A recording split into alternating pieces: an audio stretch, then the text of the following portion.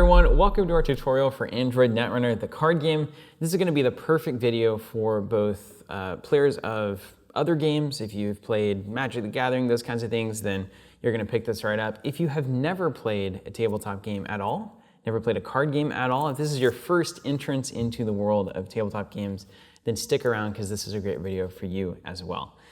Kicking it off, I'm Steven, this is Zach, we're with Team Covenant, and we have been playing Netrunner for now 5 years. That's crazy. Since 2012, and it has recently gotten a breath of fresh air, a lot of new changes to the game, and we thought it was the perfect time to teach everyone out there who's on the fence about it or who has never heard of this game to get involved. So starting out, what is Android Netrunner? That's a very good question, right? It's a great question. I'd be curious to hear your answer. So Netrunner at its most basic is a sci-fi card game that is pitting a corporation with a lot of secrets and, dirty laundry against a runner who is technically just a hacker trying to expose those secrets. And I find this game actually super interesting for our current day and age.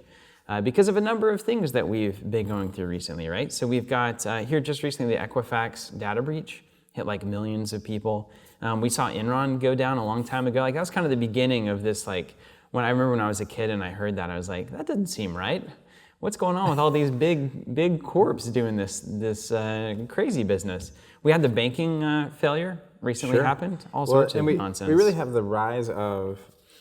Corporations are getting bigger than they've ever been. Right. And anytime you get an organization that's that big and global, problems can happen. There's so many people and so many things going on and so many resources. But we also have, in real life, the technological side of things happening. We've had things like Blade Runner.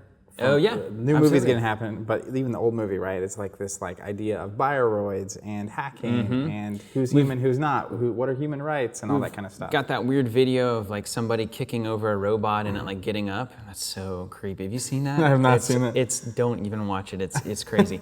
But yeah, a lot of things are changing in our world, and so Netrunner is actually in a perfect place to kind of speak to that and draw in a lot of people who are interested in these concepts and themes. So that is what it is at its most basic.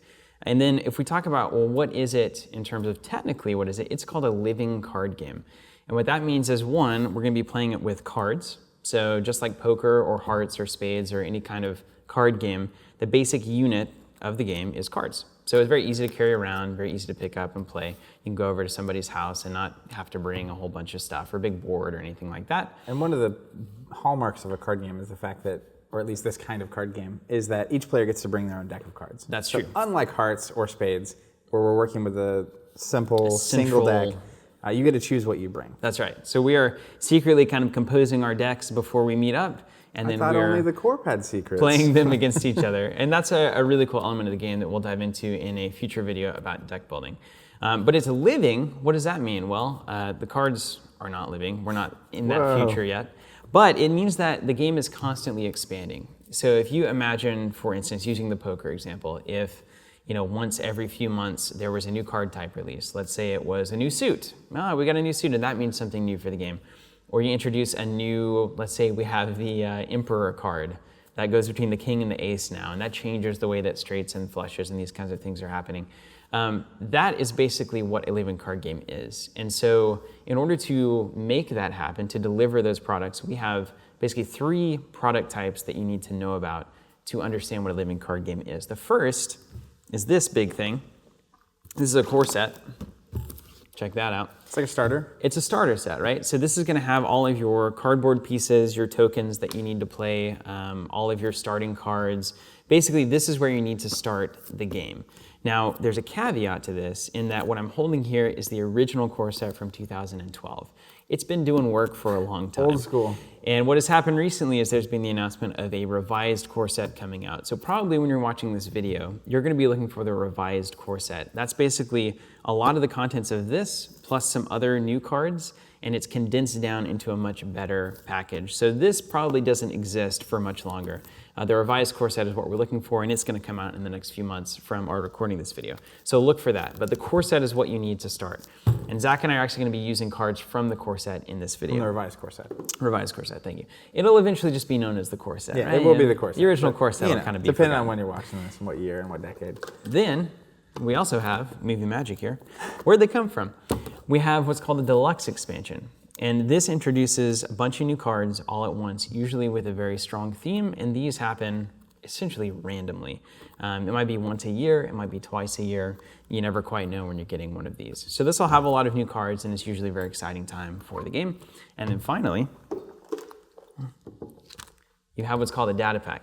This is the basic unit of the game. These come out about once a month. They have 20 new cards, and it basically introduces just some new concepts, some new ideas, some new ways of building your deck, and these kinds of things. So just so that you know going into this game, it is called a living card game, which means you can do any number of things. You can buy the core set, you can play that for the rest of your life using what you learn here, and you're good. You can continue to buy the deluxe expansions as they come out and just skip the data packs entirely. Or if you want the full experience, you can buy all of the data packs, all the deluxe expansions as they come out, and that will continue to evolve the game as you play it. And so that keeps it fresh and exciting, even as it moves further and further into the future. Just like a corporation is going to get new things, runners and hackers are going to get new tools, software, protocols, those kinds of things. So it makes it feel very fresh as we're playing. All right, Zach, there you go. So that's a living card game. That's what you need to play. Shall we dive into actually what is Netrunner? Playing, yeah. Let's. So we now know what it is. Yes. Now here's what we do in the game of Netrunner. This is a corporation that Zach is playing over here. I'm playing a runner or hacker, and what we're going to be trying to do is collect 7 points. So Zach, flip the top card of your deck there. I'm just pull some David Blaine stuff on you. So the card here is an agenda card. There are a number of card types in the game, but this is the most important one at its roots because it tells you how many points this card is worth. So this is a 3-point card.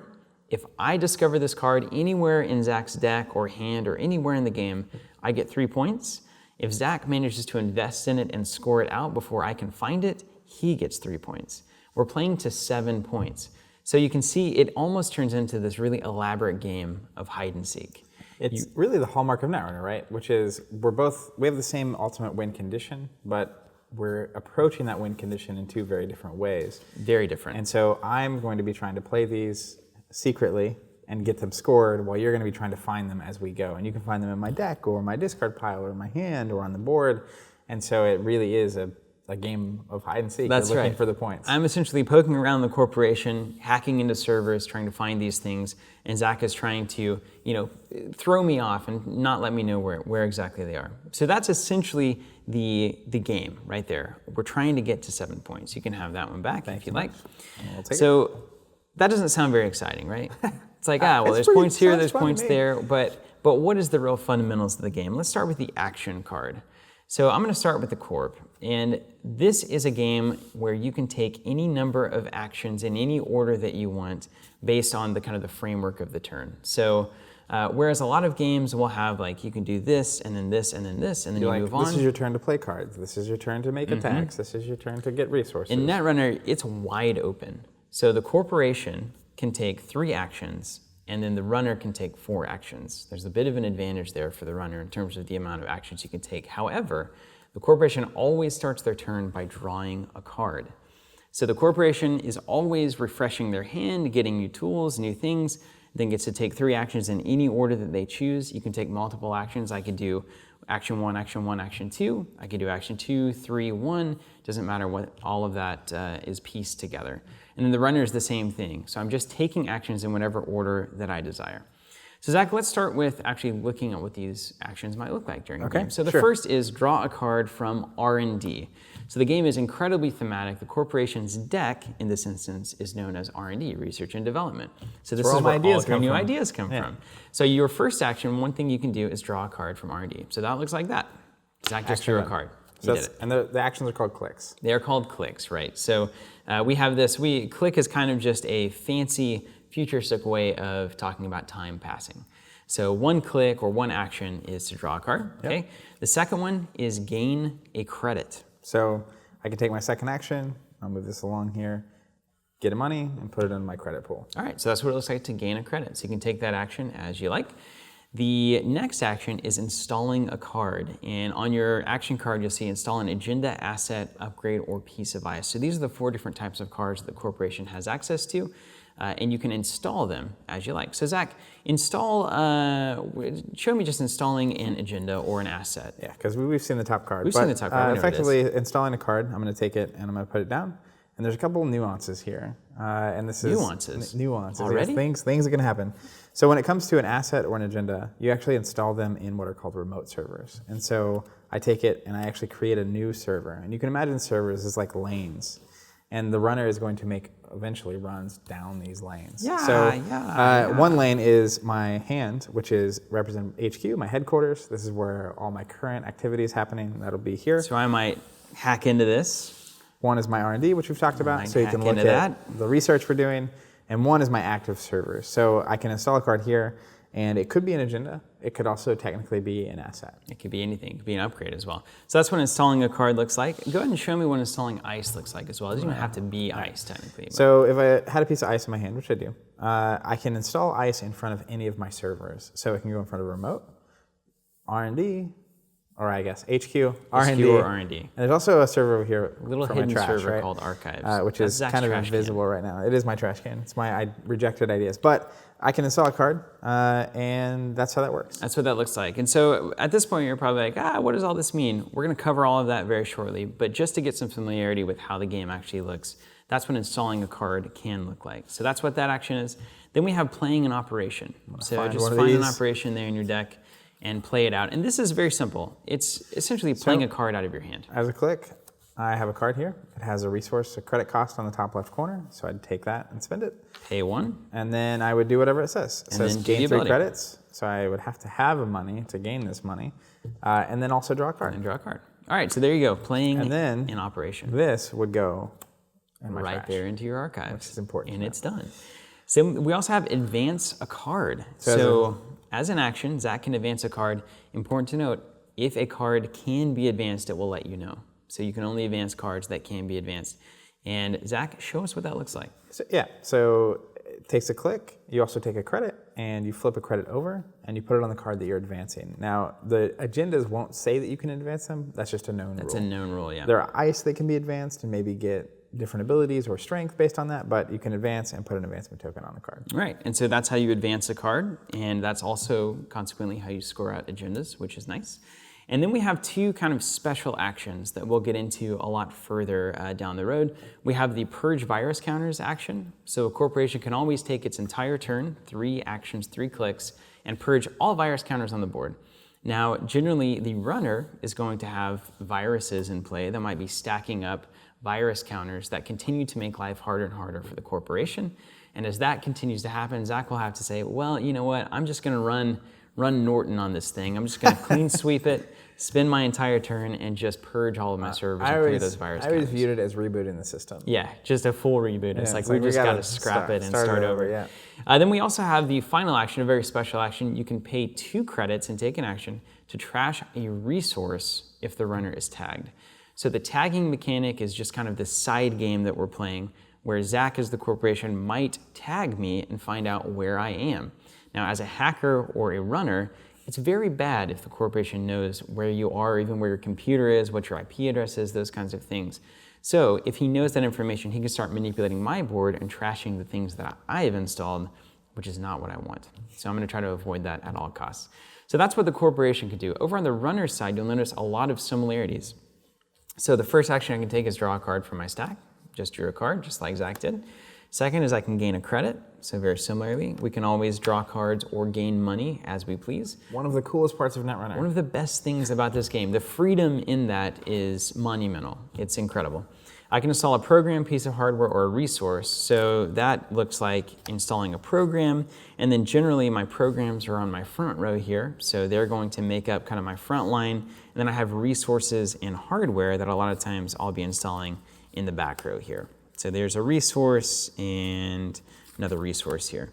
So I can install these things back here. Your resources and your hardware are kind of amplifying whatever it is that you want to do or giving you extra benefits. Think of those like the people that you know, the connections that you have, like maybe a motorbike that you stole.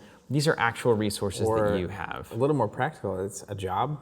A job, you might have? could be a 'Cause job. I think that's what that is. Yeah, It's a job. Armitage code busting. I could do some freelance work and gain some extra money. And then the programs are literally programs you're installing in your rig, which is your computer.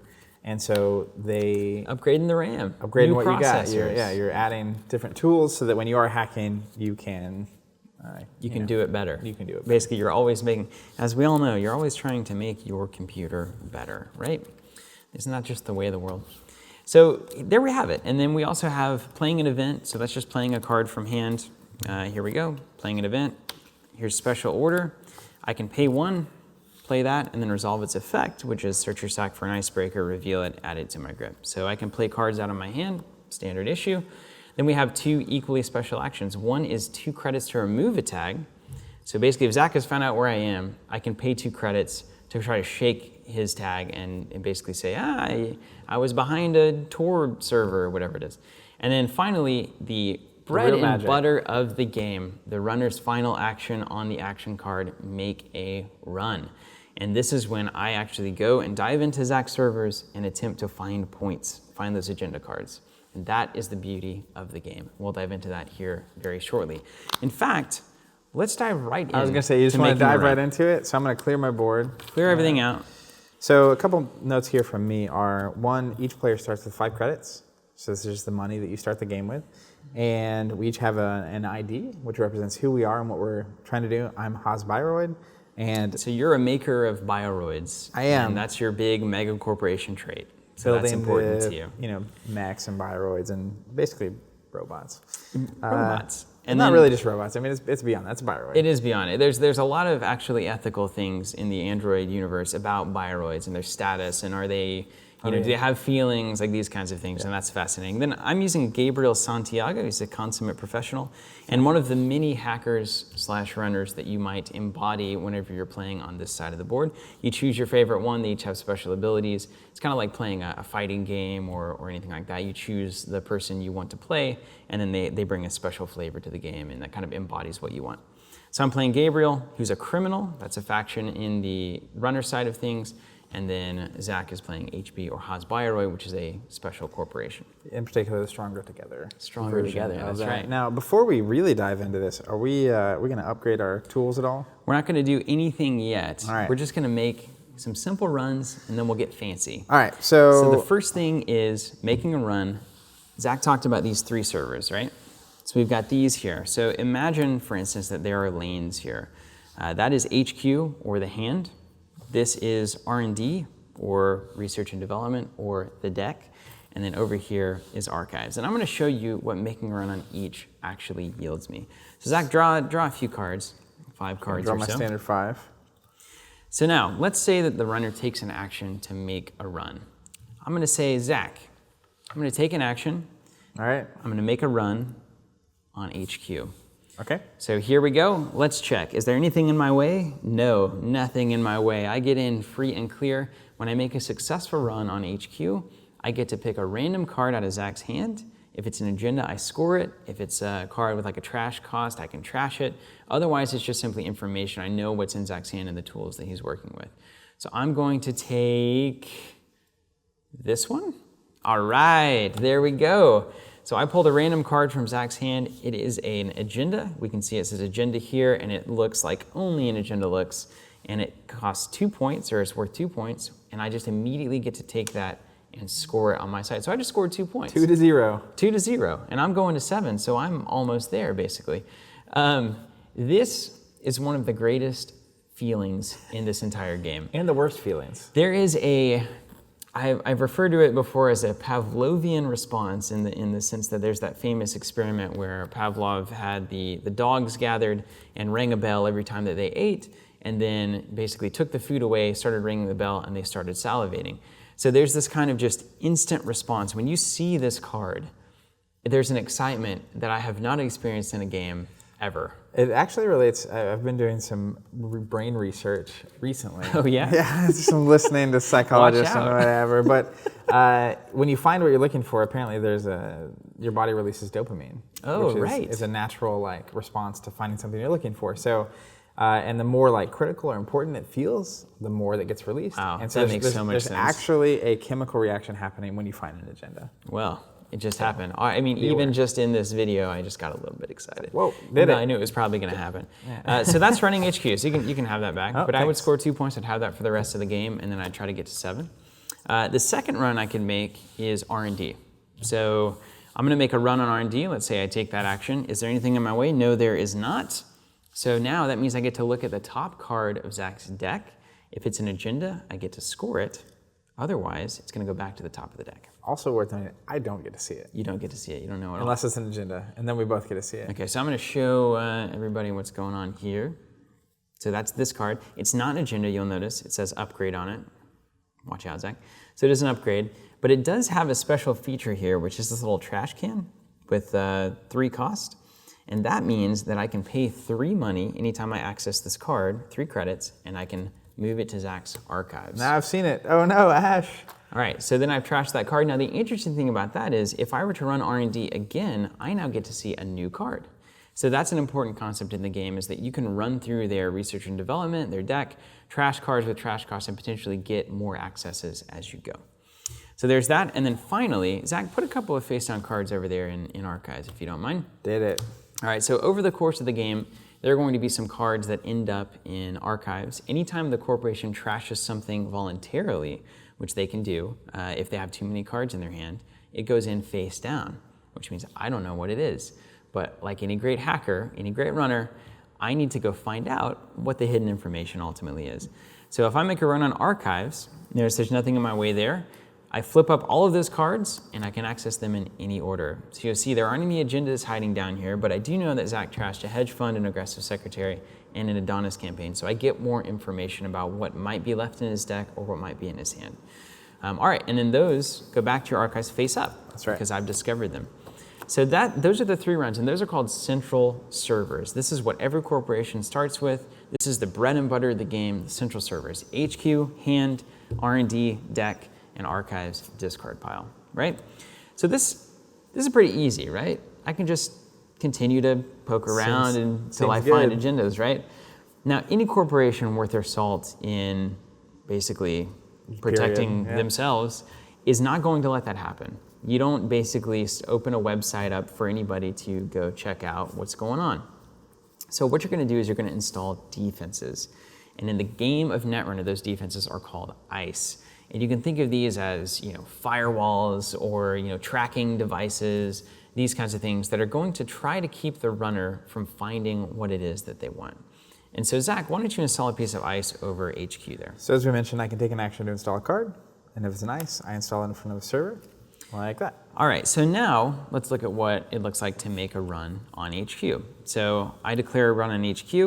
You'll notice that now there's a piece of ICE in my way, which means that in order to get to HQ and access these cards, I'm going to have to get past this piece of ICE. So as I approach it, Zach then has the option to either let me through. Yeah, it's no big deal. I don't care if you look in my hand. Everything's clean here. We've invested in a lot of good PR. Yeah, we've got everything under control. Or if he wants to keep me out, he might what's called res this piece of ICE, and that simply means flipping it up. So I flip it over. I show a cost of 3 here, so I'll have to pay 3 credits. And now that ICE is res. Now that and ICE it will is stay rezzed. rezzed unless something happens. And that means that Gabriel is looking, and then, oh no, I hit a wall of static, the Corp's defenses.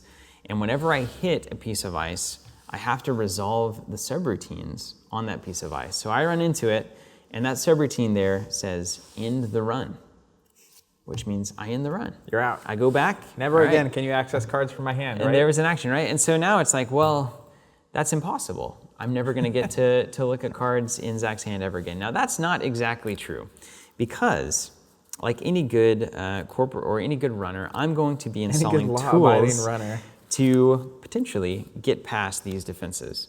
So in the runner's deck, there are cards called icebreakers. And of course, as you might expect, their job is to get through ice, to break through it so that I can continue to gain access to the corporation. So starting off here, let's say I install for 3. Give me some more money here. Let's say I Money's important. pay 3, and I install Aurora. It is a program. You'll notice it says Icebreaker on it. Costs me 3, and it is a barrier breaker. These are typically known in the game as fractors, and you'll see that on the card itself, it will say break barrier subroutine. So if there's a barrier piece of ice, like Wall of Static, it has the trait of barrier, then I can install a breaker that breaks barrier subroutines, and then that allows me to move past those subroutines. So now, let's say I have Aurora installed, I declare a run on Wall of Static. Boom, let's say I go there. Now we look at the interaction here between the icebreakers and the piece of ice. So the first thing to notice is, one, can I break this piece of ice with the equipment that I have? I notice that Wall of Static is a barrier. I have a barrier breaker. Things are looking good. That means check one, yes, I can potentially break this piece of ice. Now step two, what is the strength of the ice? You'll notice a number in the bottom left corner of that piece of ice. That number right here is 3. That means this ice is 3 strength. You'll notice the same thing in the bottom of my icebreaker. It is strength of 1. So 1 strength can't break 3 strength. That's a pretty easy to understand rule, right? I'm too weak with this icebreaker to break through. However, I can really kind of overclock this icebreaker by investing money in it. So I have on this card some abilities. I can spend 2 credits to give it plus 3 strength, and I can pay 2 credits to break a barrier subroutine. So okay, this is starting to make some sense. So as I approach this ice, I'm now encountering it. I can pay 2 credits. This ice now has plus 3 strength, which means it's a 4 strength, which means it can break a 3 strength you can now piece interact of ice. with this piece of ice. Yeah, so at any point when your icebreaker is equal strength or greater strength than the piece of ice, it can then begin to interact with that ice. It is capable of, overcoming the challenge of the ice.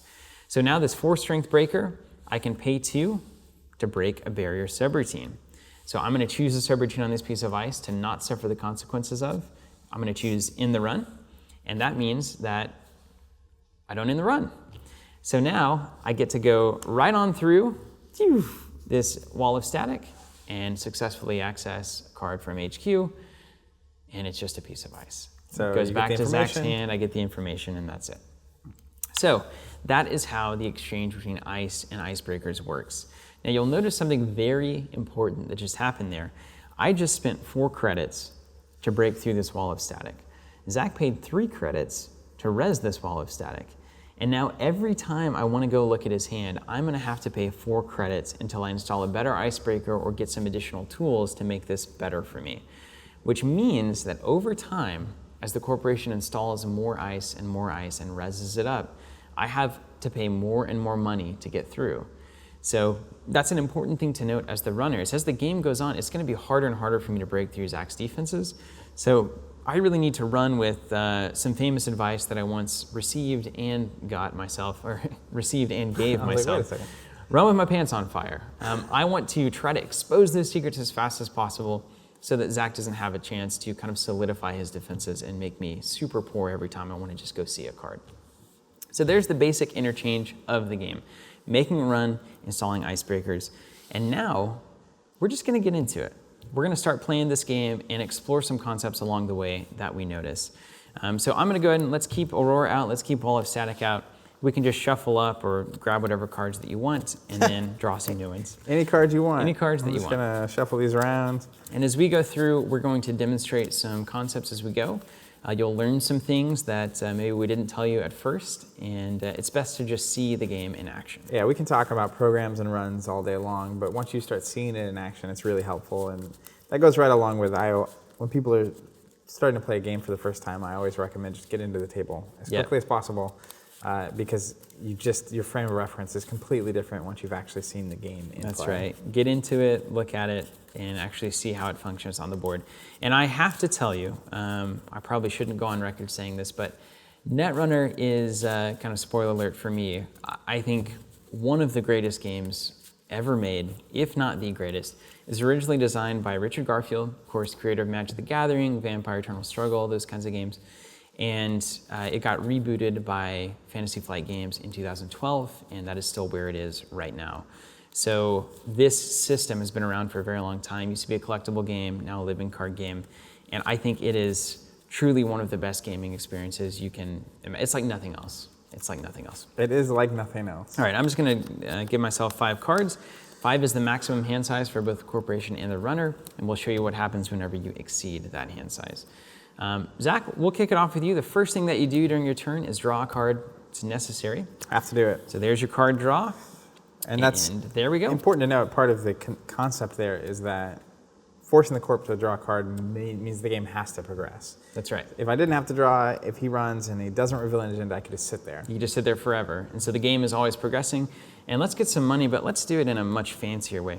Like I said, because it's been around since 2012, and because we love making games better, That's right. we actually made some custom tokens for it. You can actually buy these from us, and they're called data tokens.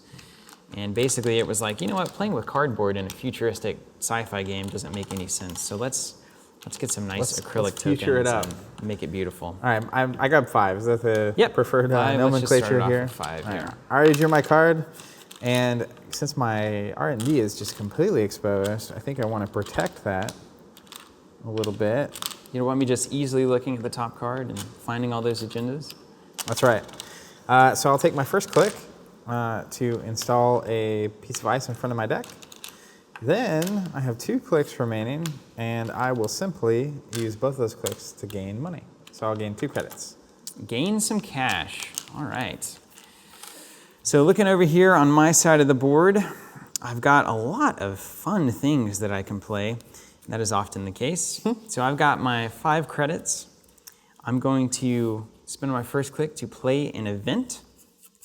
It's called Easy Mark. It says event right here, and it simply says gain 3 credits. Okay. So I traded an action for 3 credits. Normally I can spend an action to get 1 credit, but now I'm spending the action to gain 3 credits, which is nice. The second thing I'm going to do is I'm going to pay 2 to install a program. And this program is called Pheromones, and this is a virus program, and I really wanted to show you guys how a virus works. So it has X recurring credits. That's that credit symbol with the arrow over the top. It means recurring credits. And it says use these credits during runs on HQ. X is the number of virus counters on Pheromones. Whenever you make a successful run on HQ, you place a virus counter on Pheromones. So what this virus is saying is as I continue to run HQ, it continues to give me more and more credits to use as I run HQ. So my third action is going to be run HQ. Here we go. Let's just do that. So you'll notice I'm going to make a run. So my third action, I encountered this wall of static. I have a barrier breaker, so I can get through it. I'm going to pay 2, trade that in for 3 credits, to give me +3 strength. So I now have 4 strength to 3 strength. It means I can interact with that piece of ice. Then I'm going to pay 2 credits to break a subroutine on the barrier, and I'm going to break in the run. And then I'm going to move on to a successful access. So it says here, whenever you make a successful run on HQ, place 1 virus counter on Pheromones. I will do that. And then I will access my card for it being HQ. Ha! All right, I accessed Hunter. This is a Sentry piece of ice. So I know now that if Zach installs another piece of ice, it may well be this one. So I might want to actually look at it. Okay, make note of what it does. See what that could do. All right, fair enough. All right. And then my last action, I will spend to gain a credit. Now, correct me if I'm wrong. What's old Gabriel's text say over there? Oh, do we want to add in some identity abilities here? Let's do that, it's shall time. we? So each of these identities, as we said, has a special ability. Just basically says, what are they specialized in? So Gabriel Santiago, the first time you make a successful run on HQ each turn, gain 2 credits. Which you just did. I see that there's a theme happening here. And then Zach says all Bioroid ice has +1 strength. So any ice that has that trait listed on the card will get +1 strength, making it harder for me to break. So sure, I'll gain 2 credits for Gabriel's ability. A little bit out of turn there, but we'll do it. All right. And then my last action, gain a credit. I think I already did that. I can't remember, but I'll take another one because just in case, just a little fancy cheating there. Mine? Yep, your turn. So I have to do my mandatory card draw here, and I will think about my life. All right. So this is something I definitely want to show, which is I can install more ice in the same server. You can. So I'm going to install this here. The caveat is that any ice past the first piece of ice costs 1 credit to install for each piece of ice in the server. That's right. To install one here, I'm going to have to actually pay 1 credit. You got to pay 1 credit. So it begins to cost more to build up an infrastructure of ice. As you if you dealt with any kind of like complex systems before, maintenance becomes infinitely more costly as things get bigger. That's right. And so if Zach were to install another piece of ice, it would cost him 2 credits. If he were to install another piece of ice, it would cost him 3 credits. So building these big towering servers can get very expensive. All right, so that was first action, and then I will spend my next 2 clicks gaining money. All right, so I'm going to actually convert here. Making money the hard way. And then I'm going to gain the 2. And that often happens. If you need money, you can always just spend actions to gain money. If you need cards, you can spend actions to gain cards, and then the game continues, right? Which is just really what makes it truly unique. The ability to always gain resources and cards is not something that you see in a lot of card games. Absolutely right. All right, so let's do something that will demonstrate some common mistakes that maybe early players will make. So, especially against HB, I happen to know that there are special things about every corporation that you have to know just to approach it correctly. So first click, I will spin to draw a card. All right, that looks good. Second, I will draw a card. Okay, that's fine. Third, I will draw a card. He's looking for something. So yeah, you'll notice, like, let's say I need to get through a certain type of ice, or I need a card that's really central to my deck. I can continually draw to try to find it. And then last action, I'm going to run R&D. Now, if you're a feisty runner, this is usually a very bad decision. If you're a careful runner, it's still a bad decision, because you're not going to have an option to deal with whatever consequences the ice is going to bring to you before the corporation's next turn. So if there's something really bad that happens to me, the corporation can often take advantage of it. So a lot of times you want to run earlier in your turn to expose information and those kinds of things.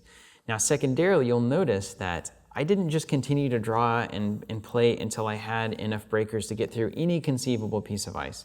That is a losing strategy for the runner.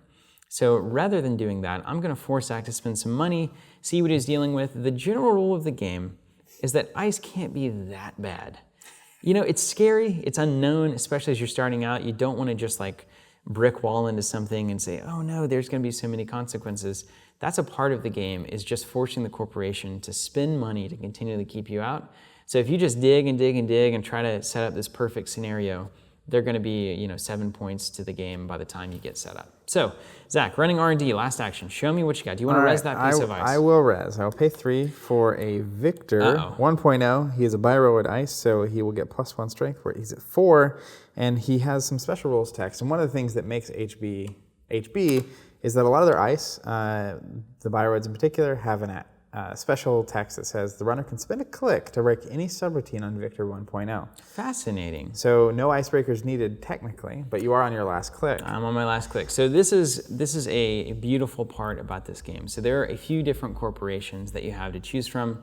One of them in HB, they specialize in Bioroids, so a lot of their defenses are Bioroid based, right?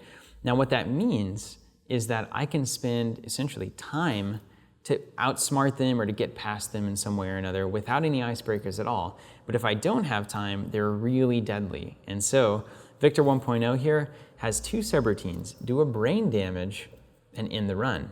Now, since this is my last click, I have no actions remaining, so I can't use the text that can break subroutines with actions. So I'm going to have to suffer these subroutines. And it is a code gate, so if you had a code gate breaker out, you could interact with it with credits. That's right. But you don't. It is a code gate. So you'll notice I have a barrier breaker out, but this ice says code gate on it. And there are icebreakers that can break code gates, but I don't have any of those.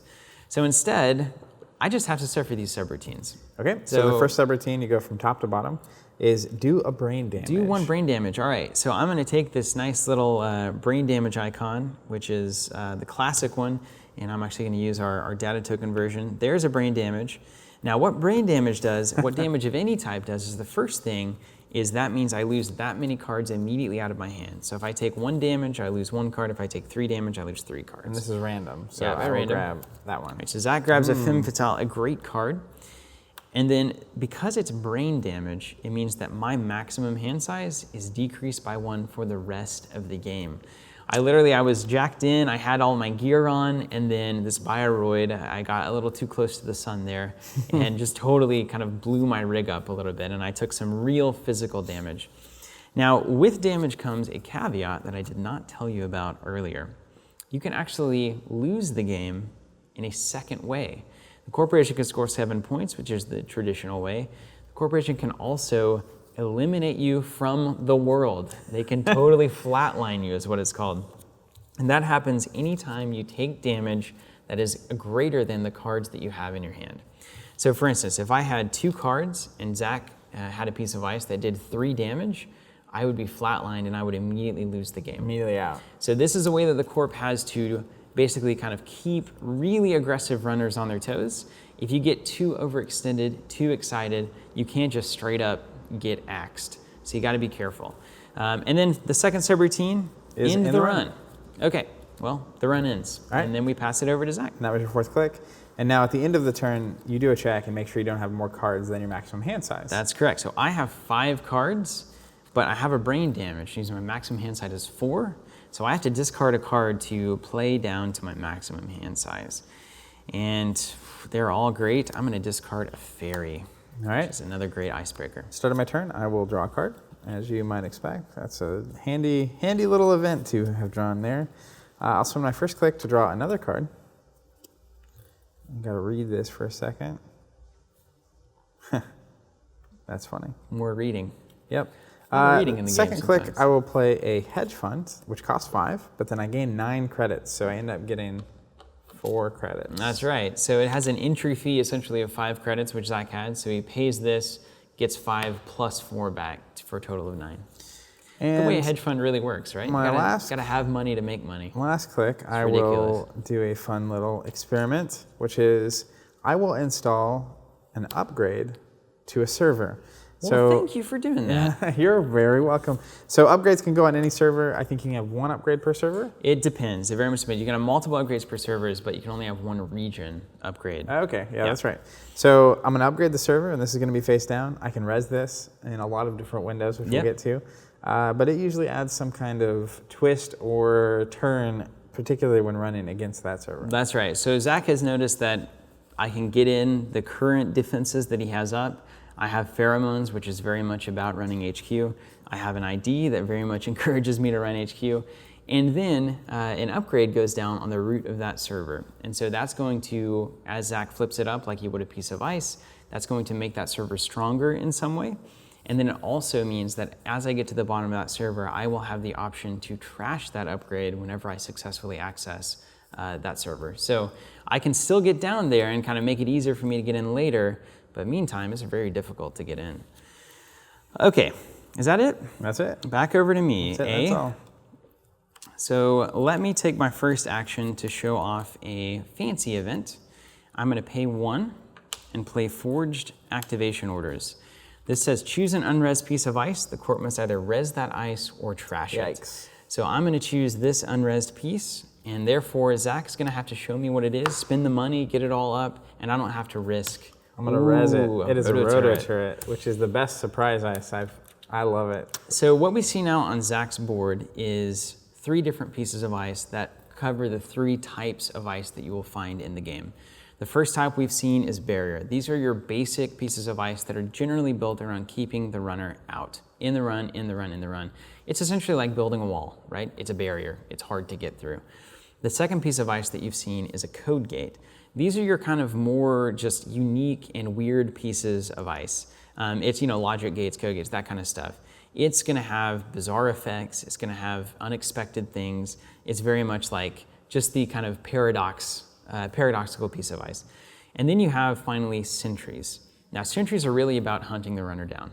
That's what a sentry is, right? So it's generally aggressive against the runner. It's going to trash programs. It's going to do damage to you. It's just going to make the runner's life physically difficult. And so we've seen all 3 of those, and correspondingly, there are 3 different types of icebreakers: barrier breakers, code gate breakers, and sentry breakers. And then a special type of breaker, which is an AI breaker that can break all kinds of ice, all different types. So there's that, and now I have to make some decisions. My first action, I forged activation orders. That's basically me sending a fake document to the Corp saying, hey, we got to put this ice up. And then he chose to res it for 4. So I'm glad I didn't run into that unexpectedly. Could have cost you your Aurora. The second, you know what? I'm gonna do a little sneaky maneuver here. My second action, I'm going to run on R&D. So I'm gonna make a run here, and I'm gonna activate the ability on Victor 1.0. It says that I can use clicks or actions to break any of those subroutines. I have 2 clicks remaining, because my second action is the run. Seems good. So I'm going to use the third and fourth action to do 1 brain damage and in the run. I then get to move past and access the top card of R&D. It is a piece of ice. All right, now I know. Thank you very much, Zach. Back over to you. You could feel it. You like wanted to hit that agenda, wanted the chemicals to fire. I wanted it. All right, so now my turn. I will draw the card that you have seen. Ooh, I like that card. Let me look at this face down card here, make sure I'm good there. I'm going to install a piece of ice, and then I will do my classic maneuver of gaining 2 credits. All right. So now Zach has at this point established a remote server. At any point you install ice or a face down card in the server, there's now a new remote server there. And this is, Zach can establish any number of remote servers that he would like, and each of them can contain any number of things. So you'll see that the corporation has these central servers, which are kind of the, as we said, the bread and butter of the game. But then installing remote servers begins to create new opportunities for Zach to A, score agendas, B, use various assets in his deck, and C, it gives me the ability to go explore new servers and try to find out if there are secrets and mysteries over there. So back over to me. I definitely need some options here. So first action is draw a card. Second action is draw a card. He's digging. Just gotta look. Third action is easy mark. So I'm gonna gain 3 credits playing an event. 1, 2, 3. And fourth action is, let's do something fancy, shall we? I'm nervous. Always nervous in Netrunner. Let's pay 2 for an inside job. Okay, so this is an event that I get to play as my last action, and it says make a run, bypass the first piece of ice encountered during this run. So I'm gonna make a run on HQ. I'm going to bypass the roto turret, and now we're going to get to that wall of static. Zach, do you have any desire to res that upgrade at this time? Now, tell me this. Will I have an opportunity to res this upgrade before you access cards from my hand? Yes. So if you pay to get past this, then I could res. Absolutely, so yeah. There's a window there. I do not have anything I need to do before you access the wall of static. Most of the time that is true, depending on the way that it's worded. But wall of static, we're fine. Let's check it out. So I now have a 3 strength barrier, same as always. We've already seen this. The caveat here is that pheromones is in play, and it says X recurring credits. So I have a virus counter on this, which means I can use it to assist in my interacting or breaking with barriers during an HQ run. So let's pay 2 to get +3 strength, but I have 1 virus counter on it, so I'm only gonna pay 1 instead. And you can flip the virus over. Yeah, and I'll just flip this over to signal that I've used it that turn. Okay. And then I will pay 2 to break the HQ ice there in the run. Oh boy. And now we will move on. Zach, do you want to res that upgrade? I will, just to show you what this looks like. Strong box. All right, so he's going to pay 3. 3, I res it, and it reads, each time the runner accesses an agenda from this server, he or she must spend a click as initial cost in order to steal it. This applies even during the run in which the runner trashes Strongbox. Oh no. So when you access an upgrade, it does have a trash cost, so it can be trashed this very run because you're accessing the server. That's right. So the first thing that we do is we access any cards present in the server. There is a Strongbox there. I'm, of course, kind of forced to pay 1 to break Strongbox. So it'll trash and go into my trash? That's right. And before we get any farther, technically before any of that happens, Successful run. I made a successful run. So I get a virus counter on pheromones, and I get 2 credits because Gabe says get 2 credits when you make a successful run. Okay. So we're just kind of playing pretty loosey-goosey with how this all interacts. There's some very complex timing charts to show you how to resolve everything properly. We'll probably get into that when we do some more advanced games down in this series. But for now, don't get too caught up in it. Just you play it out as you can. And now we will access a card. All right. Oh, it hurts. Brutal. So I actually accessed Priority Requisition, a 3-cost agenda. This would be huge. However, Zach had Strongbox in play, and I ran during my last action, and it says I have to spend an action to steal this, but I have no actions left, so I have to give it back to you. Thank you very much. It's a pleasure doing business. So painful. And that will be that. Back over to you, Zach. Okay, start of my turn. I have to draw a card. Okay, this is getting interesting. And then I will think about it. Yeah, you notice that as I'm putting pressure on Zach as the runner to try to defend and install this strong box and keep me out with this roto turret, the credits start to just disappear, right? So Zach played this hedge fund, was gaining credits early on, now only down to 4 credits. So I can reasonably presume that maybe he can't res this piece of ice over here, maybe he can't do the things that he wants with his hand. So as the runner, you really want to try to keep the corporation low on credits. All right, so I will take an action, I'll install a card in my remote server, and then I will take my other 2 actions to gain 2 credits. So I will go up to 6. Okay, so now there's a card over here in the remote server. So this is the thing about running in the game is I could take an action and run over here and try to see what that card is, if I can get through this ice, or I can just ignore it. Yeah, I don't know exactly the best answer. Because this could be an agenda. It could also be an upgrade. It could be a an trap. asset. It could be a trap. There are cards that are painful to hit.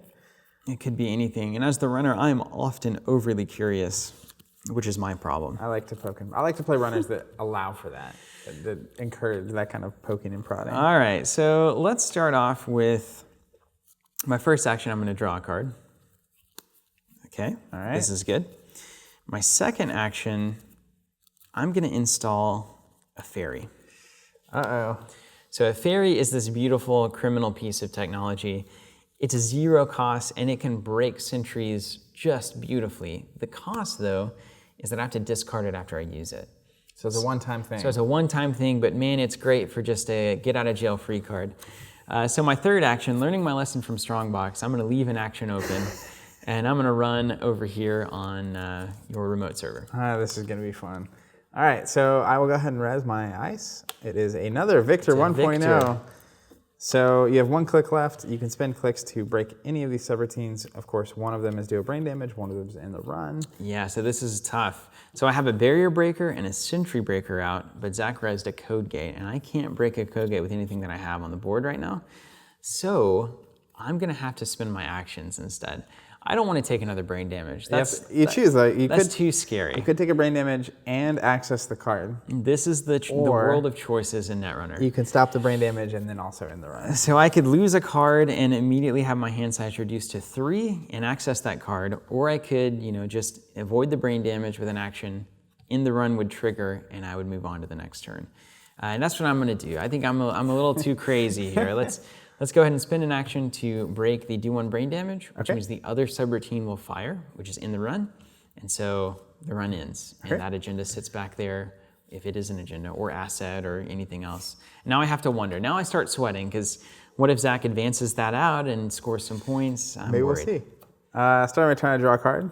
Let's see what this does. That's interesting. All right, so I will show an action we haven't done yet, which is advancing the card. Uh-oh. So I will take an action to advance this card, spend a credit, and flip it over to the advancement side and put it on the card. I'll spend my second click on advancing the card. I'll spend my third click on advancing the card. And while I have no actions left, I will do what is called scoring an agenda. Anytime an agenda is advanced to the number that you'll find on the card here. So 3 advancement, it is worth 2 points. I have 3 advancements on it. So I will score that agenda. It will go up here into my scored agenda section. It's worth 2 points, and it has some text that for every advancement over 3 that I had on it, I would get some special tokens and abilities. Which I didn't have, but I was interested in just straight up scoring the points. So that is important to note. So whenever the corporation advances out an agenda and scores it, they get to activate whatever text is on it. If I steal the agenda, that does not apply to the runner. All that agendas are to me are these points. So nothing else on the card really matters. But for the corporation, not only do you get points, but you oftentimes get additional special abilities throughout the game by advancing certain agendas. Not only is it incredibly thematic, but it rewards the corporation for investment and moving the game along, which is really nice. So you could have over-advanced that, and that's an important lesson too. You could advance this agenda 16 times before you choose to score it. But once it hits the threshold of 3, that means that at any point during an action, you can score it during your turn. Okay, so at the end of my turn, I also have 6 cards. My cap is 5, so I'll have to discard one of these and put it face down into archives. And there it goes face down. So a wily corporation player might put an agenda over there in the archives because they're thinking to themselves, I mean, that server's wide open. Why would anyone put an agenda over there? How wily am I, though? I can access it immediately, but then I'm thinking to myself, well, if he knows that I know that, maybe he's getting frisky over there and putting an agenda in. So this is the game that we play. It's a beautiful combination of bluffing, like even hold'em level, poker level bluffing, intellectual kind of like tactical play, and investment, resource management. The whole thing is happening in this game. All right, so back over to the runner. My first action, I want to draw a card. Perfect. My second action, I will draw a card, and I'm going to take this turn to kind of build up a little bit. My third action, I'll show you, is installing a resource. This is something we haven't seen. I will install a resource, look at its cost, pay 1 to install that resource, and then I will look at its text. It says place 12 credits. So I'll pay, there's 10, 11, 12 credits on Armitage code busting when it's installed. When there are no credits left, trash it. So these credits will stay on. And then I now have access to any action symbols on my side of the board I can take as if they were on my action card. So it introduces a new action, which is action, take 2 credits from Armitage code busting. So the way this works is normally throughout the game, I can spend 1 action to get 1 credit. But once I've installed Armitage code busting, basically once I've gotten a job, a little side gig, just you can working spend out the time code. to gain money. As the flavor text says, drudge work, but it pays the bills. I can now spend 1 action to get 2 credits until Armitage is out of money, right? So for my last action, I'm going to do that. I'll spend an action and I will gain 2 credits from Armitage code busting, doubling my efficiency for credits and actions. My turn? Over to you. I have 4 cards in hand and I have a max hand size of 4. So my turn, I will draw a card. That's interesting. I will take an action to install a card over here in my remote, and then I will spend 2 clicks to gain 2 money. All right, so now there's another card over there. So as we saw last time, Zach, could advance something out of there and score an agenda. Now most agendas are at least 3 advancements to score out. There are some exceptions, and Zach only has 2 credits. So I know that he probably can't score anything out next turn, and that kind of gives me a window to go poke around elsewhere and see what else I might be able to find. All right, so let's start here. Let's pay 3 credits for a piece of hardware. So this is another thing that we haven't seen. I have resources and I have hardware. Now this hardware says, once per turn you may immediately make another run when a successful run ends. So basically I can get a free run, which is really meaningful. That saves me an action. But it also introduces a new concept called memory. So as anybody knows, eventually the hard drive fills up or the space is limited, right? And you have to deal with the consequences of that. So this has +1 memory as a bonus for installing this card. And you'll notice that my cards up here also have a memory symbol. So every runner starts out the game with a default of 4 memory. Anytime I have less than 4 memory worth of programs out, I'm totally fine. But the second that I try to install 5 memories worth of programs, I have to run into problems. And that means I either have to install over something that's already out, or I simply just don't install the thing that I want to install. So I can't overwrite programs, but oftentimes that means you have to get rid of really important stuff that you've already spent money on. So I have 3 memory. I usually have a default of 4 slots for memory. I get an additional for doppelganger, so I now have 5 memory or MU worth of programs, and I only have 3 MU out, so I've got 2 slots left, not a problem. So that was my first action, was installing doppelganger, or my second action, I should say. Let's go, second action is gonna get 2 credits. Okay. My third action, I really wanna get into HQ. Here? Yeah, I really do. I don't know if it's the best thing to do though. It is interesting because each time you do, you gain the 2 credits and you gain an extra credit here that makes it cheaper each time you do it. And but of course, as we mentioned earlier, one of my actions is I can spend a turn to purge the viruses. That's right. So if you make that too good, then that might get tempting for me. I'm gonna do it. I know there's a priority requisition in your hand, and where is there? I like the idea of Technically, making it happen. Either of these 2 cards could be it. That's true. That is absolutely right. So my third action, I'm going to make a run. I think it's my third. I get confused because I've been explaining this whole time. I'm gonna make a run on HQ. So declaring my third action. First thing that happens, I encounter the first piece of ice. It is a roto turret. It is sentry labeled, and I happen to have a fairy over here that can break a sentry subroutine. So we compare strength. Roto turret 0 strength, fairy is 2 strength, which means I can immediately interact with this piece of ice, and I can pay 0 credits to break sentry subroutines. So Seems I'll good. pay 0 to break trash program, pay 0 to break in the run, and I will successfully move past that piece of ice. However, when an encounter with a piece of ice in which you use fairy to break a subroutine ends, trash fairy. So it's out of here. Bummer.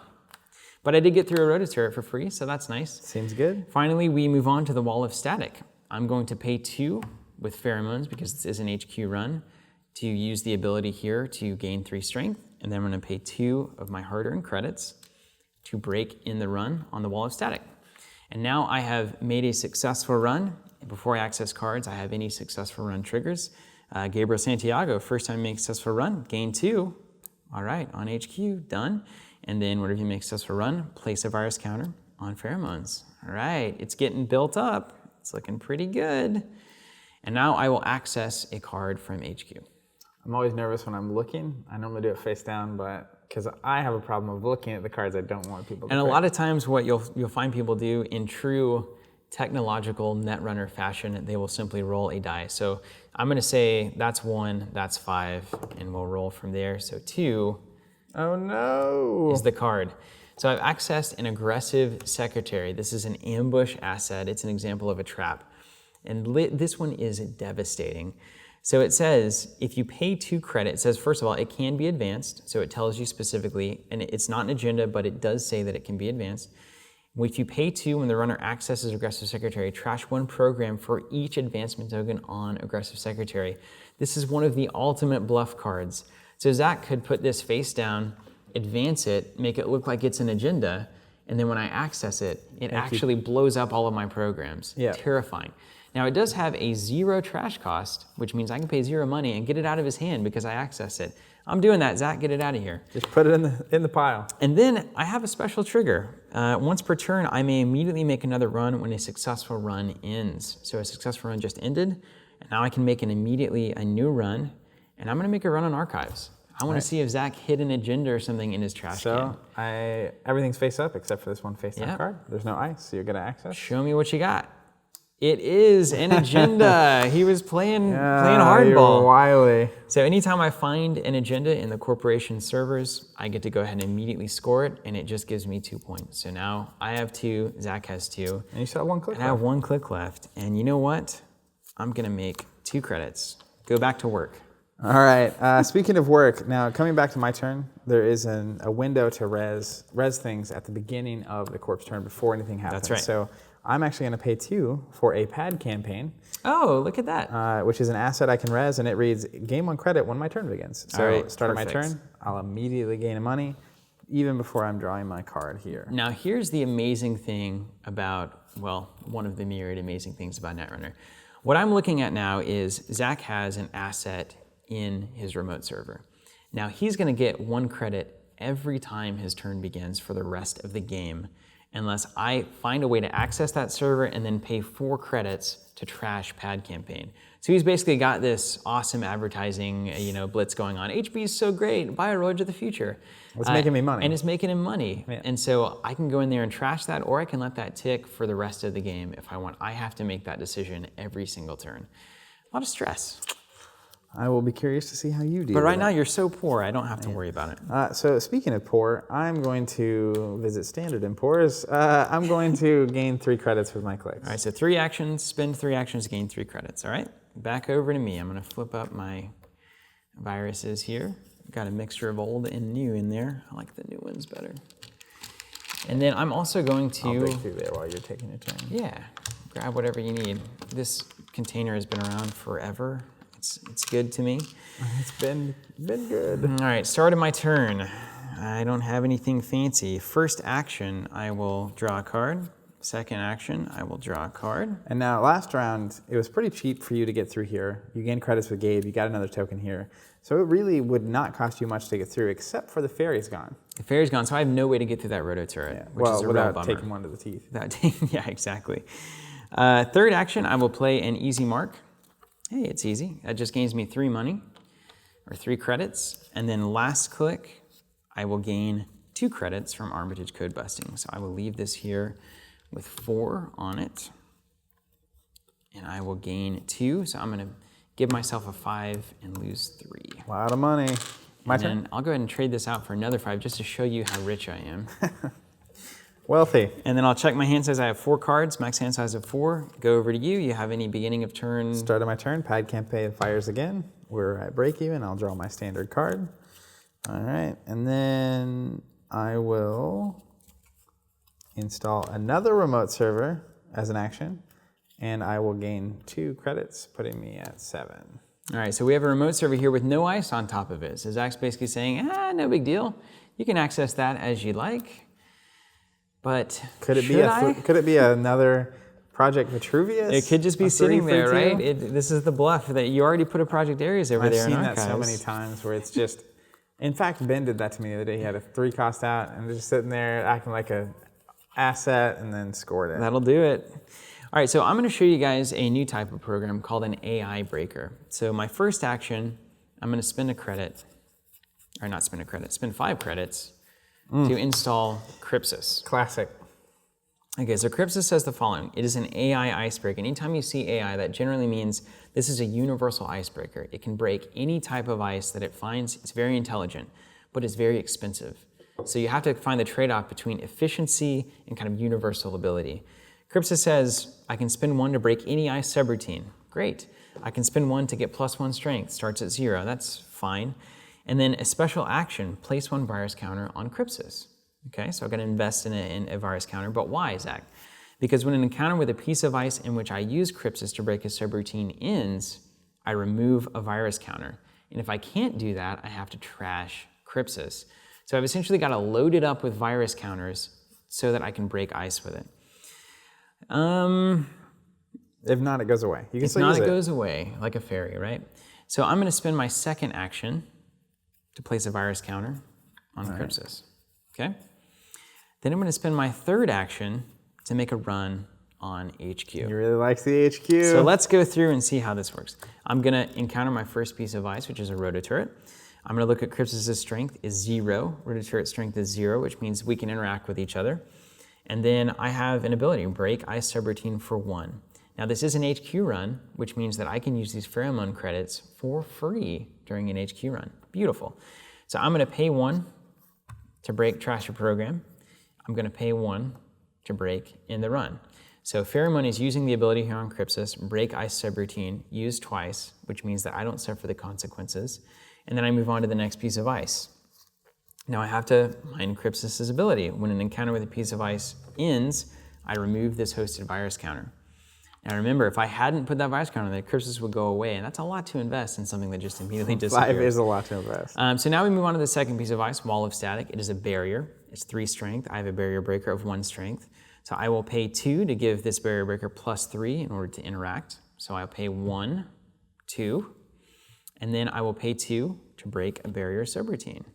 1, 2, 3 is my leftovers. So you can see it cost me a lot to get through there, but now I have a successful run. So that triggers a couple of things. 1, first time I make a successful run, I gain 2 credits. So Gabriel loves to check out HQ. He's a consummate professional. He knows what he's doing. Then I will gain a virus counter on pheromones. So this is going to continue to get harder and harder for Zach to keep up with until he purges those virus counters. And then I'll get to access the card successfully. You going back to the die, or you going with your instinct? I'll go to the die. 4, this one. It is a Hunter, a central piece of ice. So I look at this, I've seen this before. Zach hasn't installed this yet. I'm kind of happy about that. And then we will go back and trigger Doppelganger, so I can go make another run on another server. Well, I may as well go check out this remote server. So this is for free on Doppelganger's ability. I get to immediately move over there. What do we got? Adonis campaign. Adonis campaign. So this is an upgrade asset. It costs 3 to trash. I can res it for 4, and at the start of my turn, I gain 3 money. So it's an even better advertising campaign for Zach. It is, and now you're gonna have to make the choice. Is it worth 3? I'm already here. I'm just gonna go ahead and pay 3 to get rid of it. He's gonna send it to the trash. And then my last action, I'm going to gain 2 credits for Armitage code busting. Okay. So back to my turn. Start a turn. Pad campaign fires again. It's just, doesn't it hurt? Draw a card. He spent 2 on it, and already he's gained 3 credits off of it. So now that curve of efficiency is just continuing to skyrocket. That is correct. Let's think about this. And now we go to the heart of Netrunner. Zach probably, we know, has at least 1 agenda in his hand. There could be agendas on the top of his deck. His one server that he's created with his Victor protecting it currently has a bad campaign. Now he can overwrite that and install a different card in that server if he'd like. He's got enough money to actually start to kind of look at some options. This is hard. Could have some weird biotic labor type plays out of hand. There's no telling. And I just had to sit here and kind of live off the information that I know, which is A, you have a hunter in your hand. I do. You do have that information. B, you have a priority requisition in your hand. You have 3 cards that I don't know in your hand. And you've got a pad campaign that I might want to trash next turn. Yeah, I've got to think about this now. Really, this is a tough turn. Zach could always just blow an entire turn getting rid of these pheromones and kind of getting more protection for his hand. That might be worth it to do. I don't know. This is where you're made or broken. You just got to play. It's amazing how this game goes. You really just have to play it and play it and play it. Let's just make your life difficult. All right, I'm gonna install out here. I'm gonna pay 2. Wow, protecting HQ like a true HB player. Right? And then I will use my last 2 clicks to gain 2 money. All right, so money and protection. Well, that's one way to not have to worry about purging those virus counters, right? It's just like, well, make it impossible to get in. It could be the hunter. He's not even that scary. That's true. Let's do first action. Oh, I don't want to do this. First action, draw a card. You should see my hand. It's great. Second action. I will make a run here. Mm-hmm. Third action, I will break, do 1 brain damage. Fourth action, I will break in the run. So I will just see the top card of Zach's. You ready? All right, I know what that is. It's a piece of ice, but don't tell him. All right, moving on to your turn. All right. So I basically spent an entire turn kind of exploring R&D there just to see if I could snipe one off the top. Start my turn, I'll gain a credit and draw a card off the top of my deck. Hey, I've seen him before.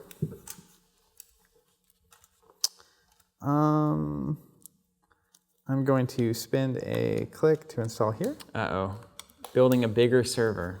That is right. And then I will spend 2 clicks. Even more money? Is that really what you want? 2 money. Yes, always more money. Okay, so we have the game kind of starting to look, you can see how the corporation is starting to stabilize a little bit. This is scary for me, like it's already tough enough to get in there. We've got a new piece of ice happening over here on the remote. We've got money starting to continually tick up from this pad campaign. Now R&D is exposed, but I don't have a good code gate breaker, so I've either got to waste time on that or try to find a code gate breaker. So a code gate breaker would be nice. You do have old Cripsy though. I do have Cripsys. But he's got to click to keep around, click to keep around, money. And your ice has 4 strength, so I've got to pay 4 credits just to get up to strength. It's crazy. It's rough. So first action, I will draw a card. Second action. This is actually, I want to mention this. This is the moment in Netrunner that I think I love the most, which is you're playing early, you can, some fundamentals, Absolutely. You're checking cards, and then you get to a point, usually, with the runner, where the Corp has kind of set up the field. Yep. And you now have to figure out a way to gain the advantage, right? That's right. You need to set up a scenario in which you're going to get multiple accesses that don't cost a lot of credits, but also it's going to penalize, put the pressure back on the Corp. It's very, very difficult, but it's beautiful at the same time. So second action, I'm going to gain 2 credits from Armitage code busting. All right, so then it goes away because it's got no credits on it. My job's over, work's done. Third action, I'm going to put a virus counter on Cripsys. Could be a sign of things to come. Last action, I'm going to give Zach a beautiful choice. I'm going to pay 2 for Inside Job. So I'm going to make a run and bypass the first piece of ice encountered during this run. Now, fascinating thing happens here. You do not encounter face-down pieces of ice. So Zach has to make the choice. If I run HQ, if he reses this piece of ice, I will immediately bypass it, which is great. So I go through like normal. If he doesn't res that ice, then I instead bypass Roto Turret and then move right on to Wall of Static. So you essentially have to make the choice, do I really want to res a piece of ice that is worthless, that is not going to do anything? Especially if that piece of ice is expensive. Expensive, right. So I will not res that piece of ice. All right, so Zach chooses not to res. So I move here, I encounter this piece of ice, I skip it because of Inside Job. So now all I have to worry about is wall of static. So I'm going to use my Aurora barrier breaker. I'm going to pay 2 with my pheromone credits to get +3 strength. I'm going to pay 2 to break that in the run barrier subroutine. Then I'm going to successfully access. That means I gain 2 credits for Gabriel, and I'm going to get a virus counter. So you see how essentially I spent 2 credits, and that's it. And I gained them back for Gabe's ability. Pheromones were automatically sustainable credits. So I found a way as the runner. You can always find ways to solve problems and use creative solutions to get into servers. So then we'll... What click was this? This is my last click. All right, good. 1. Ooh, Hudson. I haven't really seen this one. I'm going to flash this hand so to the camera real quick. It's probably got nothing but agendas, right? Oh, man. 80%. All right, and I can make another run because of Doppelganger, but... And this could be really good if you had some effect that triggered every time you hit a central server. You just get a free check on the archives that doesn't do anything but triggers your ability. You know what? Which you don't have. I'm tempted. So I could use Crypsis to get over here and actually... Or I could get over here and take a look. You could run here again. Just kidding. I could. You really could. I could, but I don't think I should. Should I? No, I shouldn't. I'm not going to make use of that successful run. So mine again? Over to you, yeah. I will gain a credit from my pad campaign. I'll draw a card. That is interesting. You notice how the corporation oftentimes begins to sweat a little bit, and especially if you're staring at agendas, right? If you have a bunch of agendas in hand, you've got to think, how can I get these agendas advanced and out? And sometimes the runner can capitalize on that, right? Just kind of sit back, challenge any remote servers that the corporation puts up, and explore whenever it's feasible to do so. Man, I gotta lay some traps here. Show me what you're working with. You're gonna have to install over that pad campaign. Maybe. So I will install here. Okay.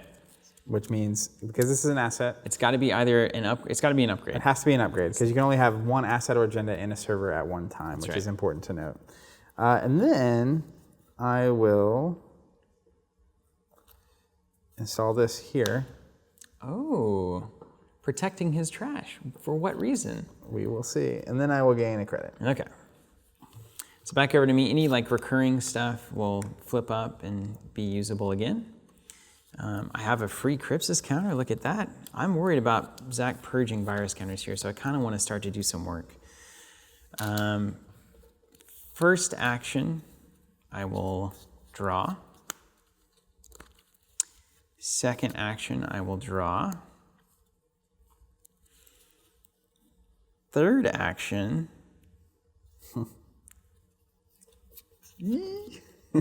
I will draw. Oh, he's looking. This is the He's dig, looking. right? This is the dig.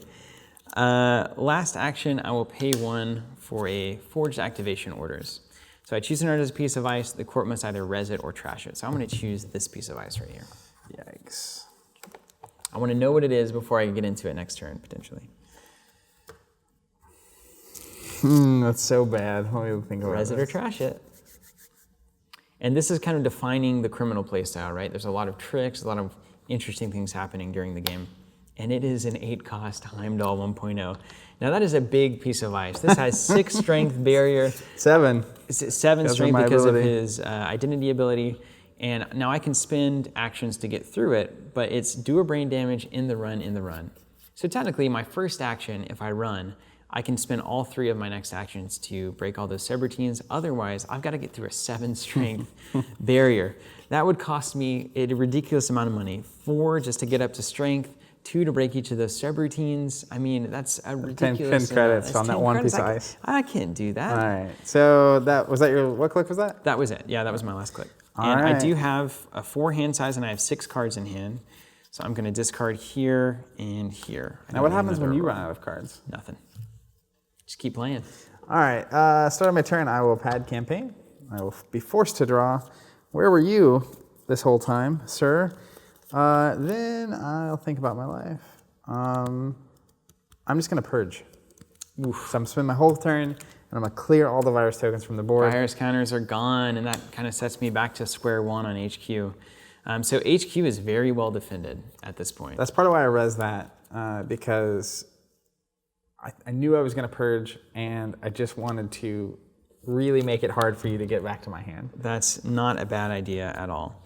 Okay, so back over to me. I'm going to spend an action to draw.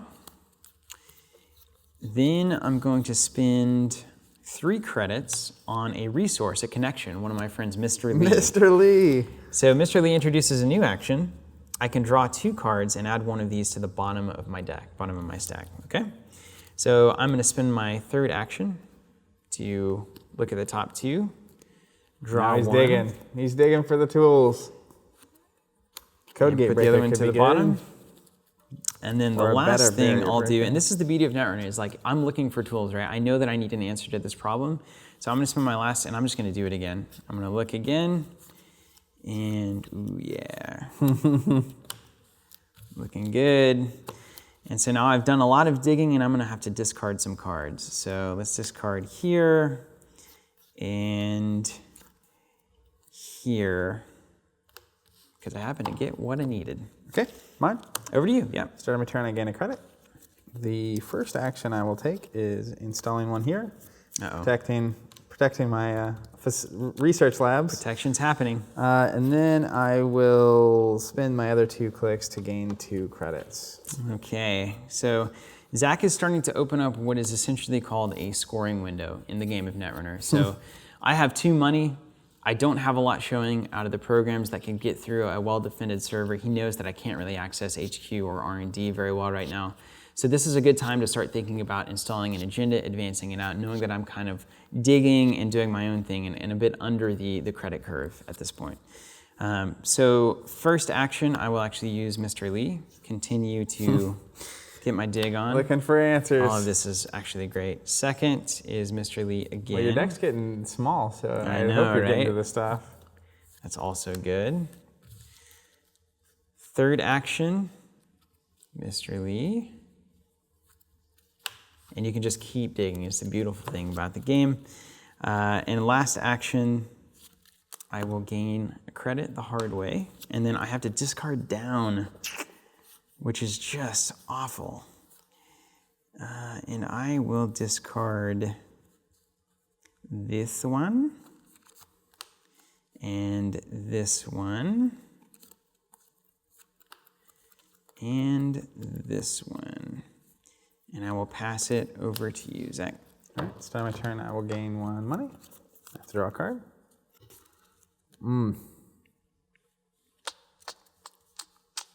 I like that card. I'll spend my turn to gain 3 money. Just gaining cash. It's so terrifying. I don't like it at all. I just don't like it at all. Okay, well, you know what? It's getting frisky. Oh, Mr. Lee, to start it off. Oh man, I don't know what even you should know your whole deck at this point. It's just pretty standard. He's setting up a trap. Second and third is going to be money. And then fourth action is going to be virus on Crypsis. So I'm going to start to show a little bit of pressure here and potentially scare Zach into making a mistake. My turn? Yes. Start my I turn got to again. discard Money. one, actually. And draw. And that is ultimately, I can't say enough, the greatest thing about Netrunner is you're never really out of options. You can always spend actions, getting cards, finding tools, getting money, those kinds of things. All right, it's time for the big plays, eh? All right, let's do it. So I will install over the pad campaign, Uh-oh, this is a tough one. and then I will advance it twice. Huh. That looks awfully shady, doesn't it? Looks a lot like an agenda, if you ask me. Could also be another secretary. Well, the real question is, so I've got a Crypsis that could potentially break through something. You know what? Zach, first action, let's run it. Oh, he's going for the gusto. Let's He's run it. saving his clicks for the breaks. Let's see what happens. Now, it could be a trap, too, and I don't know what this ice is, so... All right, let's pay 3. All right, so it is a victor. He's 4 strength. Don't you forget it. All right, so what I'm looking at is, I could essentially, if I'm looking at how this might play out, I could take a brain damage, click to end the run, take a brain damage, click to end the run, and then gain access to these cards. Now that's a strong box. Ouch. That's a real problem. We have 3 clicks left. I could do it. So 2 and a just do my strong box entire could be turn, 3. yeah. 2 brain damage in a turn. Yeah. But if it, I mean, so a lot of times in an install advance is either Really good. one of really 3 bad. things, right? It's either a trap, it's a 3-point agenda, like you've seen my priority requisition. So that's the only way to score it on the turn like that is to go into the next turn. I need 3 more. Yeah. Or it's one of my, something like a Vitruvius, that for every advancement over 3, I get some special ability. Tough choices. All right, so I'm going to spend a single action to break the do 1 brain damage, and I'm going to let the end the run fire. So I'm just going to just back out of there. Face checking against the ice, we call Yeah. that. So now I've got 2 actions remaining, and I scared him away. I'm terrified, and I'm going to gain 2 credits. So I'll cash these out for 5, and I'll just gain 2 money the hard way. My turn? Yep. All right, we will, I guess I don't have pad campaign anymore. Don't get ahead of myself. You don't get free money at all. Card off the top of my deck. Mandatory draw. Then I will take 3 actions and advance this card 3 times. Oh, no. And I will score a priority requisition. So Zach goes up to 5 points out of 7. And it has triggers card the text. ability. When you score priority requisition, you may res a piece of ice, ignoring all costs. No. So why not? Let's res for free. Ichi for free. So Ichi for essentially free. Saves 5 cash there. Absolutely insane. All right. And I have too many cards. Back over to me. Yeah, Zach has too many cards I there. will trash there. Okay. So back to Rope is tightening. back to Steven.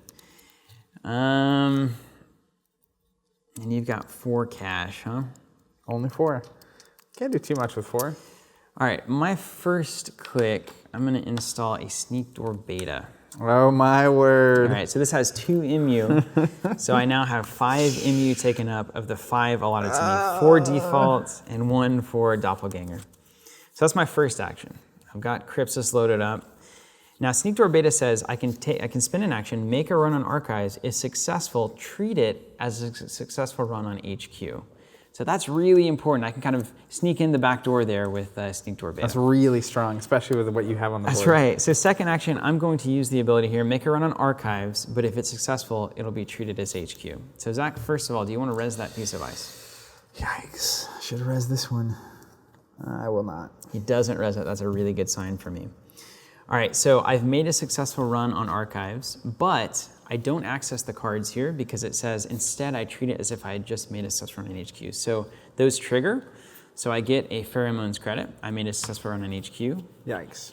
And I get 2 credits for Gabe's ability. And then I get to access a card as if I were in HQ.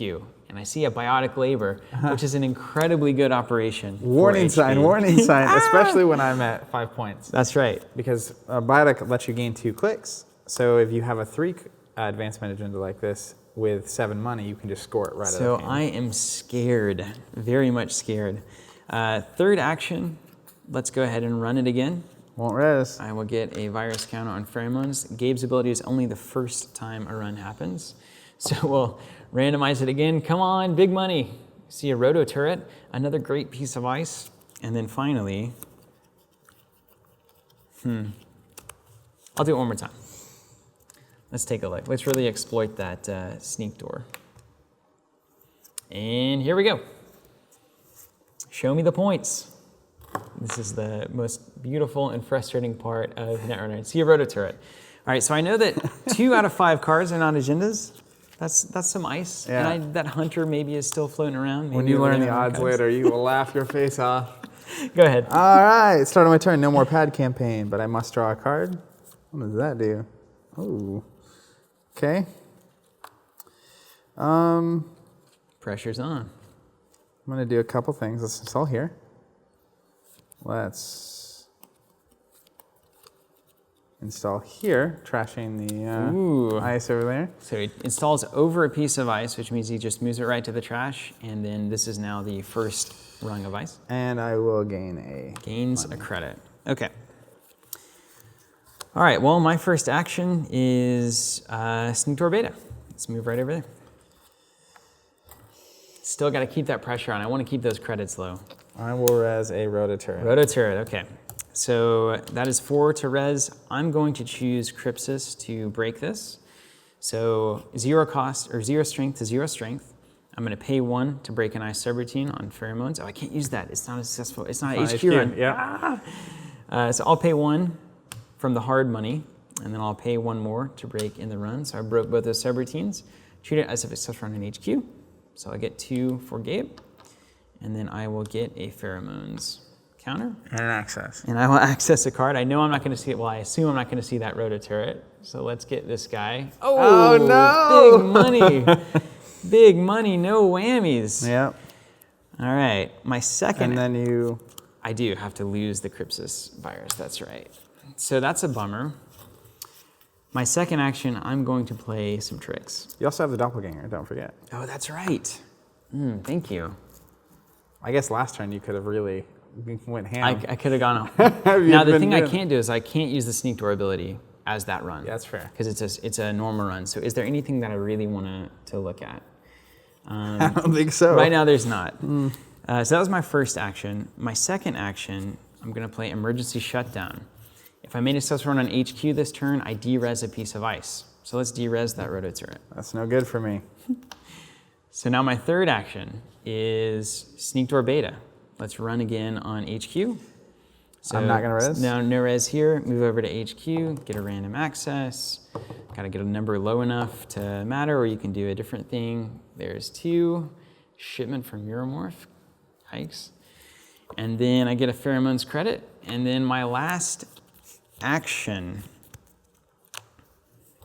You think there's an agenda over there? You can't even pay to advance it out, huh? But did I store it behind a wall? Did I store it? All right. Last action. Let's go ahead and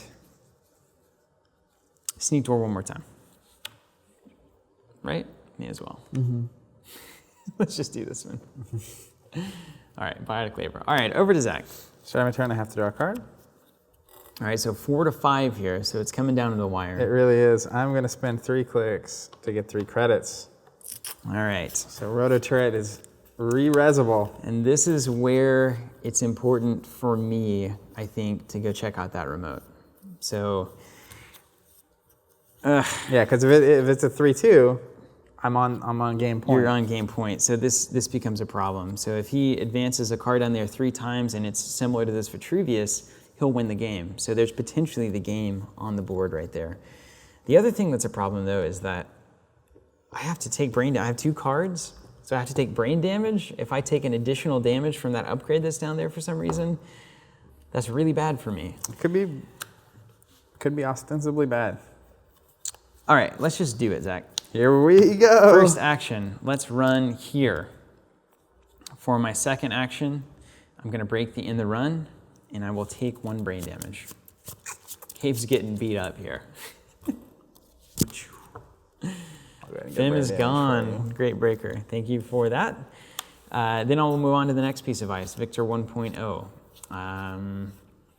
I will spend my third action to break the in the run, take brain damage. Now, after you pass this, I have a chance to res. Yeah, so before I start interacting here, there is a window. Just imagine the runner being right here. You have an opportunity to res or use abilities that can trigger at that point. What's it gonna be? I will not. All right, so then I'll spend my third action to break the in the run and take a brain damage. You get a bank job. You're taking the brain damage? Yeah, that's right. Oh, in case I have a... In case you have a strong box down there, Yeah, I'm terrified. And then finally, with 1 action remaining, I will choose to access. Now, anytime I hit the bottom of a server, first of all, you can res anything at this point if you'd like. I will not. Nothing good. So now I choose in the order in which I want to access cards. So where am I going to flip them up, in what order? So let's start here with this one. Let's look at it. Perfect. I'm glad I did this. Now, me accessing this card does not flip it up and activate its ability. It basically is just a dead card, and I can pay 3 to trash it or not. And I have to make this choice before I see the other card, which is a real problem. I will go ahead and trash it. So it has a trash cost of 3 in the bottom left. Anytime Ash the is runner hard. accesses, I can look at it. And then finally, let's access this one. Oof, Adonis campaign. I got pants there. I will have to, it's a trash cost of 3. I have 2 credits, so I'll have to leave that there, and that's that. Back over to you, Zach. All right, well, I will start my turn by paying 4 for Adonis. There you go. He gets 12 credits. And then at the start of my turn, I get to take 3 from him, so I will convert this really quick. And remember, there is that little action window at the top of Adonis campaign and pad campaign, these kinds of things. So the Corp does have an opportunity to res things that trigger at the start of the turn before the turn actually begins. And that's just really nice to keep it tidy. So you spent your 4 to res it, and then your turn began, and you got your 3 off of it. That's right. And that's going to start making him a lot of money. That is correct. I will spend 3 clicks to gain 3 money. Okay, so I know now that you can res that rototurret over there. All right, so my first action, I have 3 brain damage. I'm going to draw a card. You could Mr. Lee if you wanted. Yeah, that's right. I may as well Mr. Lee. First action is Mr. Lee. I'll take that one. Second action is Mr. Lee. This is really close. Yeah. Third action, virus counter here. Last action, let's use Sneak Door Beta to run here. If it's successful, I'll end up there. Would you like to res that rototurret? I will not. All right. So that might mean that there's no agendas in hand. There's no telling what that ultimately means. This could be important. So we're going to access Archive or access HQ because of Sneak Door Beta.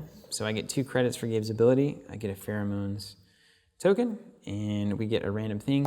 Most of the time in the game, this is when there's like 1 agenda in this hand of 5. Wait, hold on, let me show it. So I rolled the 1, so I'm just going to take that shipment from Miramorph. And over to you. All right, start of my turn. Adonis campaign will get me 3 money. And now Zach's kind of working his way out of the poor house that was happening there. All right, here's what I'll do. I'll pay 4 for a biotic labor. So now I spend a click and a card. Okay. And I gain 2 clicks. All right, so imagine that you have your click dial here. So you spent your 1, but then you go back because you just gained 2. So now you have 4 actions. That's right. So first action, I'll install a card. Oh no. Second action, I'll advance a card. Beautiful. Third action, I'll advance a card. Beautiful. Last action, I will advance a card. And are you going to score it? I am going to score it. And that is a 2-pointer. So that is 7 points. Zach, as the corporation, has managed to win this game. Fantastic stuff. Now, one thing I want to cover before we go to the end of this video is the way that traces work. So that's something that... I thought I was going to get you with Ash over here. Yeah, right? We had a couple of traces, and I was just kind of avoiding them. So what a trace is basically, it's whenever you basically run a trace on through a program, and you're trying to overcome the link value of the runner. So runners, you'll see in the top left of their card, they have a link value. This is 2 squares together. And that will tell you how hard they are to find, basically how hard they are to trace.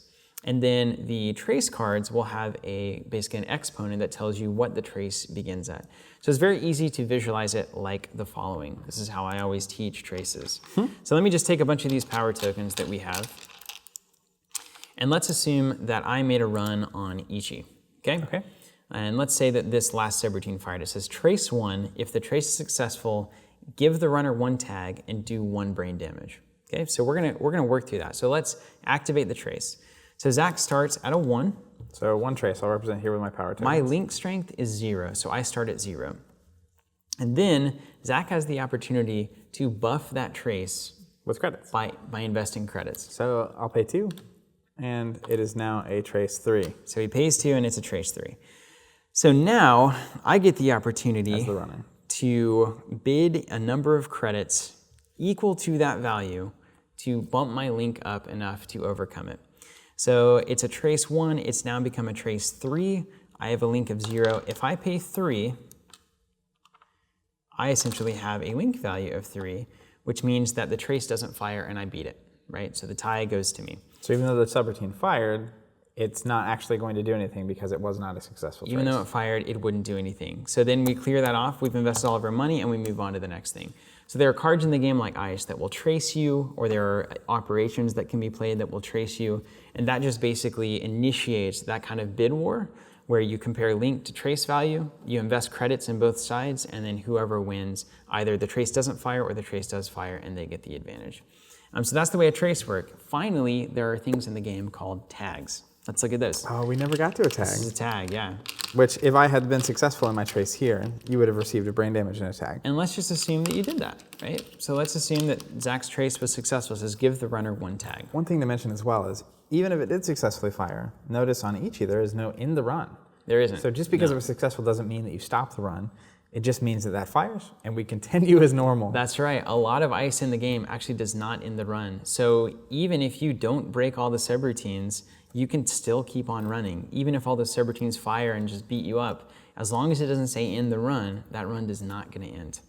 All right, so let's say you gave me a tag, right? So what does that mean? So that opens up Zach's action card for a new action that says at any time he can take an action during his turn, pay 2, and trash a resource. So you'll notice how during the game I was using Mr. Lee really well. The whole time, yeah. So if Zach lands a tag on me, then he can now pay 2 credits and trash any resources that I have. It's 2 credits per resource, right? So you have to do that for everyone. So let's say I had a bank job and Mr. Lee. He could pay 2 in an action to trash bank job. He could pay 2 in an action to trash Mr. Lee.